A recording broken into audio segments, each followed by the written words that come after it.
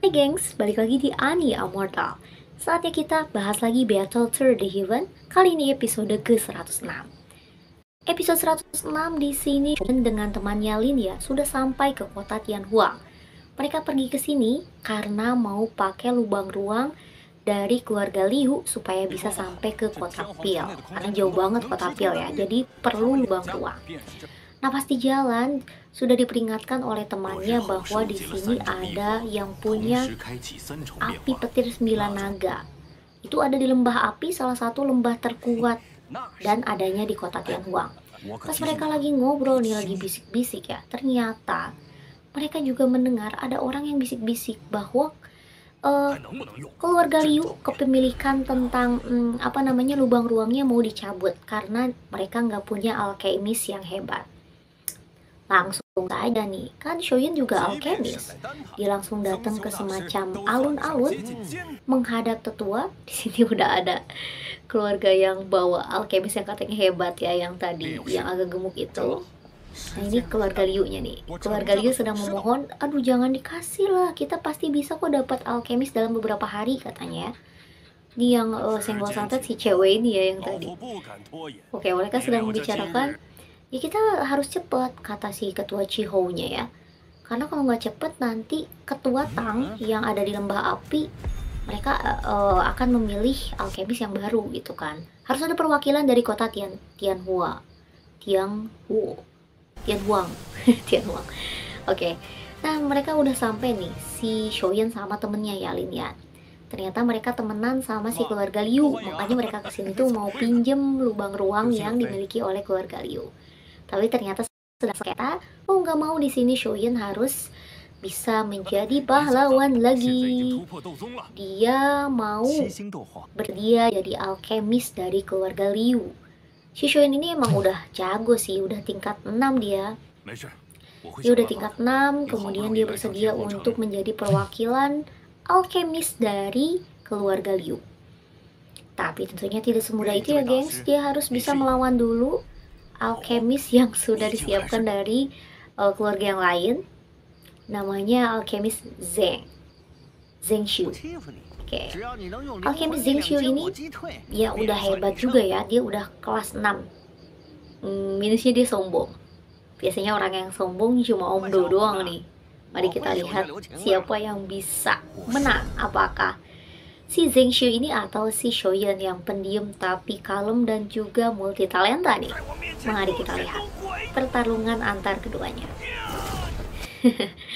Di sini si alkemis Zheng Xiu ini udah heboh lah pokoknya.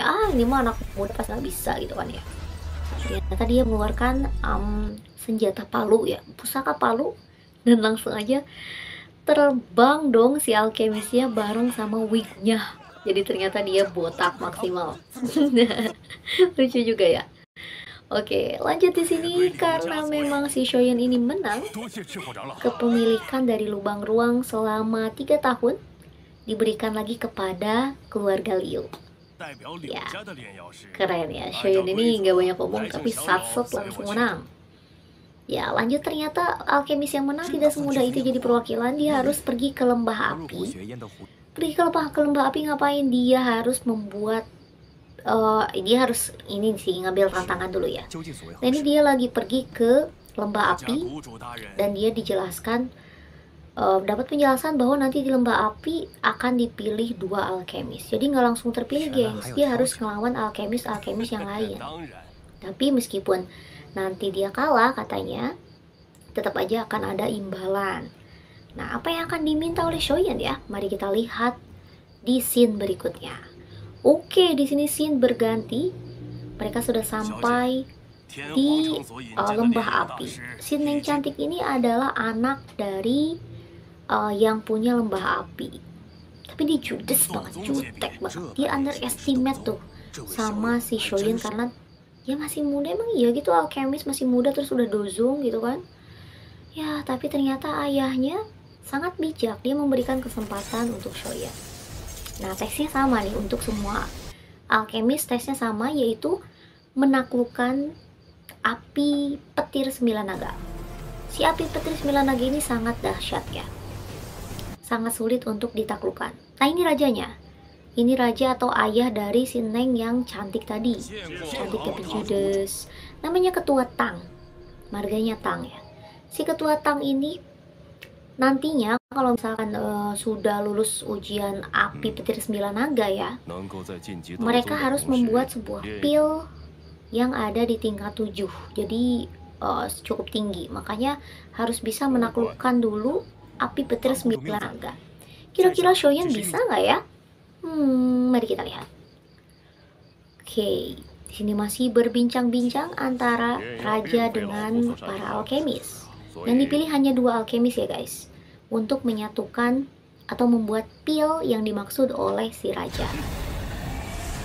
Oke, dikeluarkanlah langsung api petir 9 naga yang jadi khas atau andalan dari lembah api.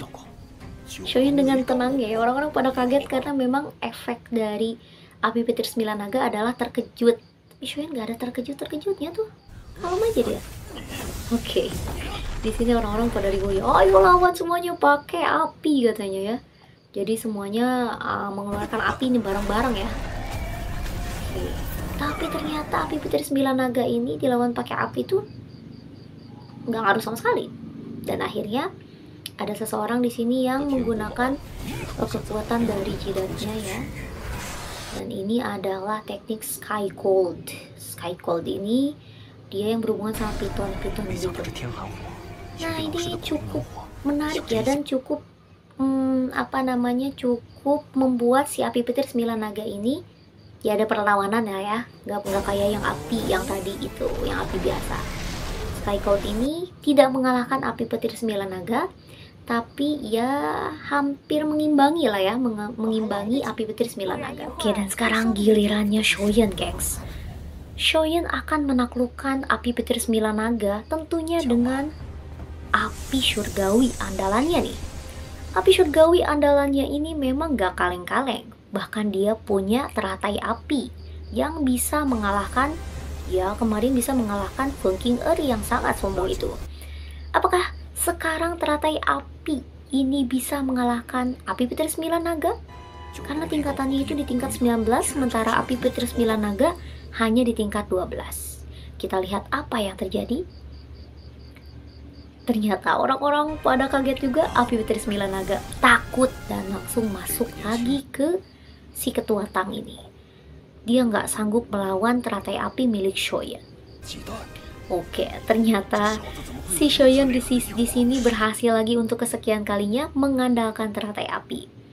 Dia bilang terima kasih, dan apa yang akan dia minta sebagai imbalan nantikan di episode berikutnya hanya di Immortal. Jangan lupa like, subscribe, dan juga komen di kolom komentar jika kamu suka video ini. Terima kasih dan sampai jumpa.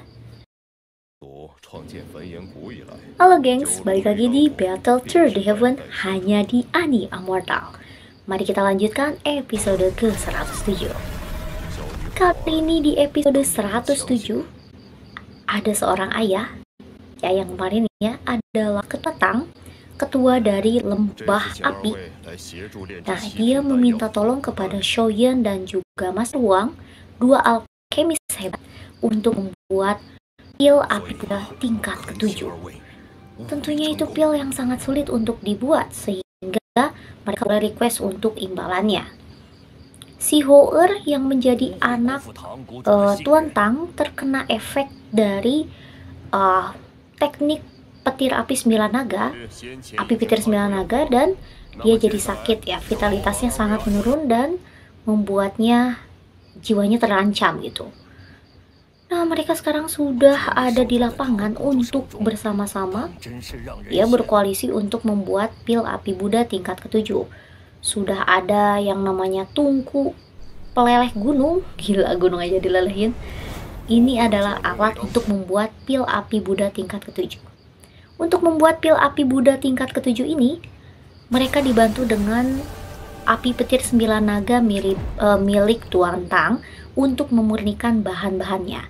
Jadi tugas mereka hanya mengintegrasikannya saja. Nah, tapi ini sangat rumit. Shoyan pun bilang kalau pil api Buddha tingkat ke-7 ini sangat rumit ya, meskipun sudah ada resepnya, sudah dimurnikan dengan teknik api petir 9 naga. tetap cukup rumit. Shoyan dan juga Master Huang berusaha sekuat tenaga untuk membuat pil ini ya. Mereka butuh waktu 10 hari hanya untuk menyatukan bahan-bahan masing-masing. Belum pengintegrasiannya nih. Gak mandi, gak makan, gila. 10 hari dong guys. Langsung saja mereka integrasi di sini, mereka satukan kedua bahan yang sudah mereka ramu tuh. Kita lihat apakah akan berhasil. Waduh, ikut deg-degan juga ya. Karena udah 10 hari, kalau gagal, aduh sayang banget gitu kan ya. Harap-harap cemas nih Ketua Tang dengan putrinya Hou-er. Mereka butuh banget sama pil itu karena untuk kesembuhan ini butuh banget sama pil api Buddha tingkat ke-7 ini. Sayangnya dalam proses pengintegrasiannya di sini Master Huang terlempar, dia gagal. Dia gagal untuk mempertahankan kecepatannya ya. Karena kalau di Shoyan-nya sendiri dia kecepatannya sudah stabil sehingga bisa dengan mudah untuk mengintegrasikannya. Kalau Master Huang-nya tadi tidak kalah ya, tidak terlempar. Shoyan juga di situ berdarah ya, itu tandanya memang ya dia terluka dalam. Tapi apa yang dia katakan di sini, dia malah bilang, tolong berikan saya kesempatan untuk mengintegrasikannya seorang diri. Yang lain pada nyinyir tentunya ya. Tapi Shoyan di sini nggak peduli, yang penting dia mau coba. Hou-er di sini sangat tersentuh hatinya sehingga dia bilang ke ayahnya, kasih kesempatan aja lah. Kita nggak akan tahu apa yang terjadi. Daripada gagal sekarang, lebih baik berikan kesempatan dan mungkin saja akan ada setitik atau secercah harapan. Delay ini lagi ingat sama gurunya. Dia bukan cuma nostalgia ya, tapi dia mengingat bagaimana gurunya yang seorang alkemis nomor 1 di Pagoda Pil membuat pil. Jadi dia meniru cara gurunya membuat pil. Dia mengintegrasikan kedua bahan pil ini dengan cara gurunya. Dan apakah berhasil? Sudah terlihat tanda-tanda akan terbuat petir pil guys. Petir pilnya sudah keluar, itu tandanya pilnya berhasil diintegrasikan. Gila, emang anak muda ini keren banget. Tapi petir pil ini sangat berbahaya karena tingkat 7 katanya. Jadi mau dibantu nih si Shoyan untuk menaklukkan petir pil ini sama si Ketua Tang. Tapi Shoyan dengan kerennya malah bilang, gak usah, saya memang sedang menunggu petir pil ini. Buat apaan ya? Kita lihat di sini. Ternyata petir api ini dia berikan kepada antek-anteknya gengs. Dia berikan kepada boneka siluman bumi. Jadi si boneka siluman bumi ini dia bisa menyerap petir yang tadi keluar ya, supaya bisa lebih kuat. Dan Shoyan bisa memberikan pil itu untuk Ketua Tang dan juga putrinya. Scene berganti di sini. Si Ketua Tang sedang galau karena ada dua ketua yang lain yang tidak memperbolehkan Shoyan mendapatkan 3 perubahan misterius dari api surgawi. Sayang banget ya, padahal dia sudah berusaha mati-matian. Pilnya juga udah berhasil, udah dikasihin. Tapi malah teknik 3 perubahan misterius api surgawinya gak mau dikasih. Dan di sini malah ketahuan bahwa Yansho, dia kan sini ngakunya Yansho ya, adalah Shoyan. Ya apa masalahnya ya, walaupun dia Yansho kayak Shoyan kayak, yang penting kan dia sudah memenuhi apa yang diinginkan oleh Ketua Tang. Tapi ketua kedua ini aduh keras banget ya, orang yang rambutnya ngacung-ngacung itu ya. Dia menantang Shoyan, duel aja lah lu gitu. Malah dikasih ide tuh sama yang rambutnya ke belakang. Itu ketua yang lainnya. Dia bilang ya udah disuruh duel aja selama 10 ronde. Sama seperti tes untuk murid inti. Dasar. Nah pada akhirnya Shoyan sabar banget ya. Dia bilang gak apa-apa, daripada nggak dapet mendingan dia duel aja. Ya ternyata beringas banget nih ketua kedua. Elemennya api nih guys. Elemennya api dan memang dia udah tua juga. Waduh, tenaganya dia. Dan dia mengeluarkan teknik kipas murni. Walaupun bentuknya tangan, itu namanya teknik kipas murni guys. Teknik kipas murni ini memang cukup mematikan, membuat Shoyin agak terpukul mundur ya. Tapi Shoyin tidak menyerah. Walaupun ditawari teknik itu, mau nggak usah teknik 3 perubahan misterius deh katanya. Itu aja nggak mau si Shoyin ya. Shoyin mengeluarkan pusakanya, pusaka andalannya yang kayu itu ya. Kemudian dia melawan lagi dan teknik kipas murninya keluar lagi. Shoyin terlempar. Waduh, meledak. Kayaknya Shoyin kalah deh. Iya, Shoyin sudah ada di ujung tanduk. Dia udah dicekek, gengs. Apakah dia kalah? Ternyata dia ada klonnya. Kita kena prank, guys. Shoyin yang asli sedang berusaha untuk mengeluarkan teknik yang lain. Wah, runenya gede banget.